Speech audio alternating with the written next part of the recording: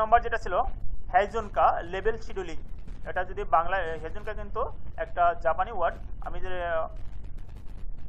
English translate করি আমাদের সেটা দাঁড়াবে লেভেল শিডিউলিং। এই লেভেল শিডিউলিং কিন্তু খুব গুরুত্বপূর্ণ একটা বিষয়। Heijunka is a Japanese term called smoothing and leveling production or demand. Heizunka is a production scheduling that purposely production is much smaller batch by sequence mixing production variant with the same process. দেখি আমি বাংলাতে এটা বিশ্লেষণ করলে কি দাঁড়ায়। হেইজুনকা একটি জাপানি শব্দ যার মসৃণ করা এবং সমতল উৎপাদন এবং চাহিদা বলা হয়। হেইজুনকা হলো প্রোডাকশন শিডিউলিং যেটি উদ্দেশ্য প্রণোদিতভাবে অনেক ছোট ব্যাচ উৎপাদন করা হয় সিকোয়েন্সিংয়ে, একই প্রক্রিয়ার মধ্যে পণ্যর বৈপ্লবিক মিশ্রণ করে। হেইজুনকা সম্পর্কে আমরা জানলাম। এখন হোসেন কর্নি, এটা কিন্তু জাপানি টার্ম, যদি ইংলিশে ট্রান্সলেট করা হয় পলিসি ডেভেলপমেন্ট। এই পলিসি ডেভেলপমেন্ট আসলে খুবই গুরুত্বপূর্ণ একটা বিষয়। মিডল ম্যানেজমেন্টকে নিয়ে একটা পলিসি ডেভেলপমেন্ট করা হয়, সেটাই আমি দেখি বা ইংলিশে একটু এটা দেখে আসি আলোচনাটা। Hossain Carney align the goal of company with the plan of middle management and the work perform on the plant floor. Hossain Carney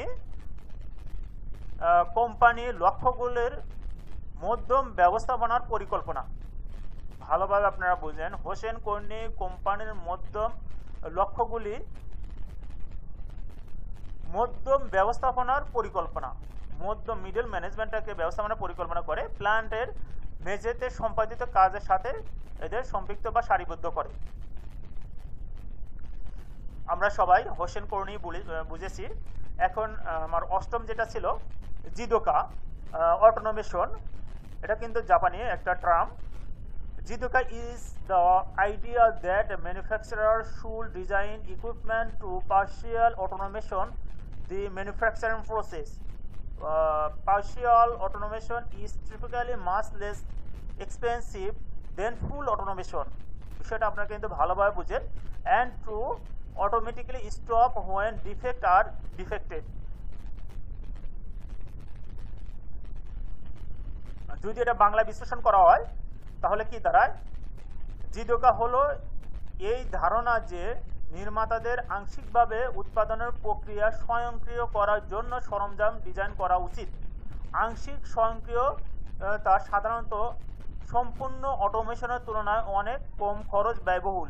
ত্রুটি শনাক্ত করা হলে স্বয়ংক্রিয়ভাবে বন্ধ হয়ে যায়। আশা করি বিষয়টা আপনারা বুঝতে পারছেন। অটোমেশন কিন্তু আমরা অনেক ফ্যাক্টরি আছে দাম করে আমরা ফুল অটোমেশন চলে যাই, কিন্তু ফুল অটোমেশনে যাওয়া উচিত না। আগে আপনার পার্শিয়ালি আপনার অটোমেশন করতে হবে, তারপরে আপনার ফুল অটোমেশনে যাওয়া উচিত। এরপরে আমার যেটা ছিল 9 just in time. Just in time এটা কিন্তু ভালোভাবে আপনারা বুঝেন। Just in